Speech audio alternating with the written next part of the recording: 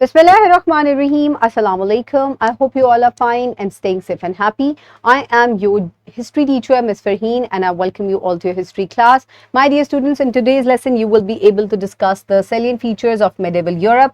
हम पिछले lectures से मुख्तलिफ जो salient features हैं medieval Europe के हम उनको discuss कर रहे हैं, जिनमें हम in particular जो है Western Europe को देख रहे हैं. So my dear students, आज के lecture में भी हम कुछ features को discuss करेंगे, जिनमें सबसे पहले top of the list है religion.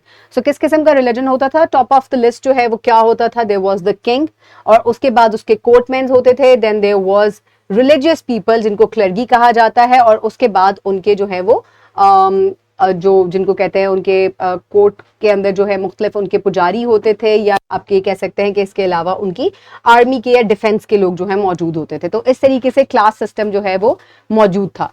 सो किंग जो है वो अपने कोर्ट में अपने साथ जो है किन किन लोगों को रखता था? उसके बैरन्स होते थे, लॉर्ड्स होते थे, और चर्च के मेंबर्स होते थे, जिनको बिशप्स कहा जाता था. और किंग जहां भी ट्रेवल करता था, ये पूरा कोर्ट जो है ये उसके साथ जाया करता था, क्योंकि किंग को किसी भी टाइम जो है उनकी एडवाइस की जरूरत पड़ सकती थी. So apart from that, fairs और festivals भी मौजूद थे. Fairs were held for trading, where merchants sold goods.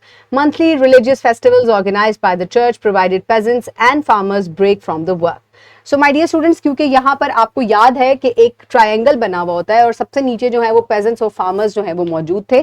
सो इनकी ब्रेक के लिए क्या होता था? रिलीजियस फेस्टिवल्स होते थे, और इसके अलावा कुछ ट्रेडिंग या मर्चेंट्स के लिए जो है जब वो गुड्स सेल करते थे, तो उसके बाद जो भी फेस्टिवल्स होते थे वहां से लोगों को काम के लिए ब्रेक मिल जाती थी. अपार्ट फ्रॉम दैट, आर्ट इनका किस तरीके का होता था? ये लोग आर्ट के अंदर बहुत दिलचस्पी लेते थे, और रोमन्स की आर्ट इसको कहा जाता है, और ये 1300 CE तक जो है इसने लास्ट किया. और ये आर्ट किस किस्म का होता था? इसमें स्टेन ग्लास होते थे, लार्ज म्यूरल्स होते थे, बहुत बड़े बड़े कैनवस के ऊपर जो है वो पेंटिंग्स बनाई जाती थी, कार्विंग्स थी, कार्व करके चीज़ों को जो है वो चीज़ें बनाई जाती थी, और इसके अलावा इल्यूमिनेटेड मैन्यूस्क्रिप्ट्स और स्कल्पचर्स भी मौजूद थे. गॉथिक आर्ट था. गॉथिक आर्ट किस किस्म का होता था? कि बहुत ही ब्राइट कलर्स को यूज करते हुए विद डायमेंशंस एंड पर्सपेक्टिव जो है वो रियलिज्म की तरफ लेकर गए, और इस किस्म का जो है वो गॉथिक आर्ट था. तो these were the two types of art which were present at medieval ages. So my dear students, these were some of the features that we have discussed today.